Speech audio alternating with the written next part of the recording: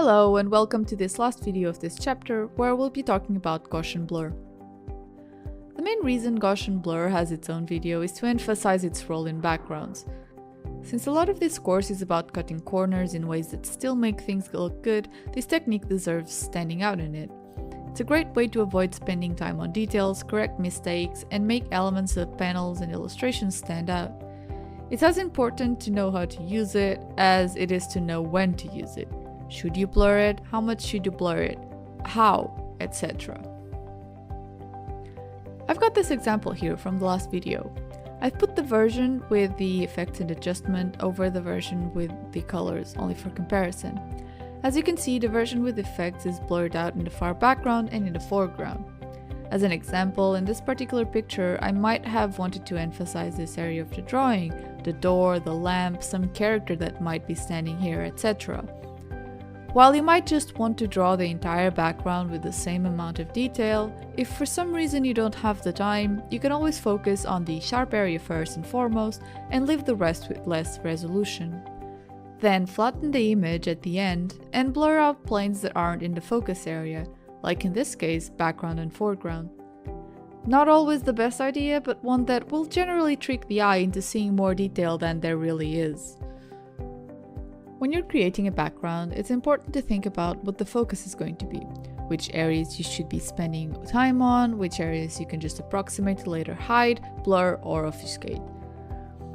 Then there are backgrounds you can just blur in general, usually if there's one or more characters or objects in front of them that deserve the spotlight more. I brought up another example from a previous video, this time on top of the original image and not the airbrushed approximation. In which situation would I have an image with the background and the character with nothing blurred? Personally, this almost only happens when there's people with their full body in focus, or when the background itself is a focus. If you're looking at a character full body, you're taking in what's around them as well, so a disparity in focus there would be off-putting. For practically every other situation, I try to get some level of blurring going on the background. In this case, it's practically a headshot, so I wouldn't leave the background in full sharpness. I created a scale here, so you can see what different levels of Gaussian blur look like. The default is 6, and that's what the background blur action I mentioned in the automatic actions video defaults to. It's a little blur, just enough to make the character pop without fully getting rid of the details of the background. Generally, this emphasizes the character but still acknowledges that the background is relevant for the scene, and in case you've actually spent time with details there, it's probably your best option. Next up, I pushed the blur to level 15.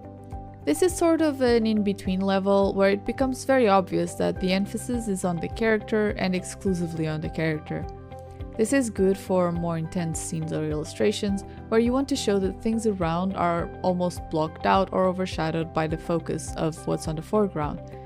If you think of this in cinematographic terms, this is when you'd have a close-up or an intimate conversation going, for instance, or the POV of someone who's uniquely focused on this particular subject. Last one is spiked to level 60, which isn't even halfway through the Gaussian blur slider, but already gets rid of all the detail on the background. I almost never use this amount of blur unless I want a very quick background that's more about the light position and colors than the actual setting, mostly in isolated illustrations. Not too different from what I did when I was showing you how to blend colors earlier this chapter. This is the thought process behind most of my background blurs. It's worth making it an informed thing rather than just deciding to always blur them or always do it the same way, since there are cases when too much blur can become disruptive in a comic, for instance, as it forces you to always keep maximum focus on the characters and may affect pacing in an indirect way. Now, for this part I did a couple of experiments with blur regarding not the difference between character and background, but its usage to differentiate between background, middle ground, and foreground. As I mentioned before, if you blur the background a lot, your characters will pop a lot. However, if you blur the character instead, it's the background that gains relevance. In general, you can play around with blur levels to indicate depth in the picture, not only focus. For instance, if I've got an object or a character in front, close to the camera, then a middle ground object or character, then a background, I can stress the blur for the thing in front, make it softer for the middle, and remove it altogether for the back. If the focus is on the middle ground, I can use more blur for the foreground than for the background or vice versa. This is all done by using different values in the Gaussian blur slider.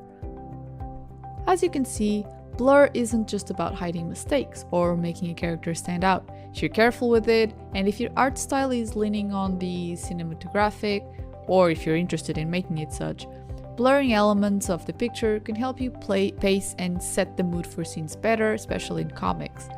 For instance, cases where there's dialogue between two intervenients, you may want to have two perspectives with both in frame, but blur the character in the foreground when the point of view shows their back. In my webtoon, for instance, sometimes I'll even have two panels that look exactly the same, but it's the focus that changes from foreground to middle ground or vice versa, in almost like a movie-like way. In the end, it is a personal preference and style, but it's something you can play around with. Lastly, and on the subject of blur, not necessarily Gaussian blur, I want to bring up the blur tool, which I don't believe I've mentioned before. The blur tool is this little thing here. Well, technically speaking, it also gives you options like blend and smudge, but it's blurring I use it for, and that's what I'll be focusing on. It essentially allows you to apply a localized blur effect like an airbrush that can have different intensities and blends with the sharp areas. You can adjust the intensity of its blur with the slider here. I'm not entirely sure what the case is for software other than CSP, but there might be an equivalent in most others. In this example, for instance, I've blurred only part of the background with this tool, the elements that are further away, but since they're not all at the same distance from the camera, it's an easy type of blur. Again, it increases the sense of depth and makes the picture more dynamic while preserving details and composition. This is what I used in the picture of that first example from the last video. Another way to use this tool is on the characters themselves. When I've got rim lighting, as is the case here, I sometimes like to go in and blur its edges a bit, very loosely.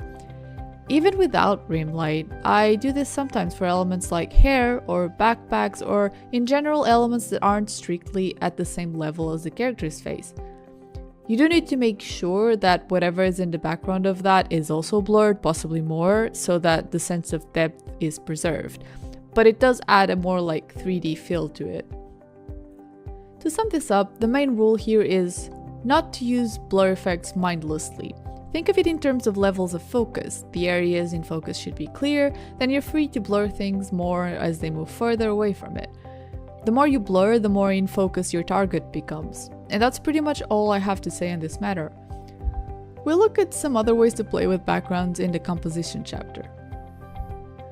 And this closes this chapter. I hope you've enjoyed it, and I hope it was somewhat insightful.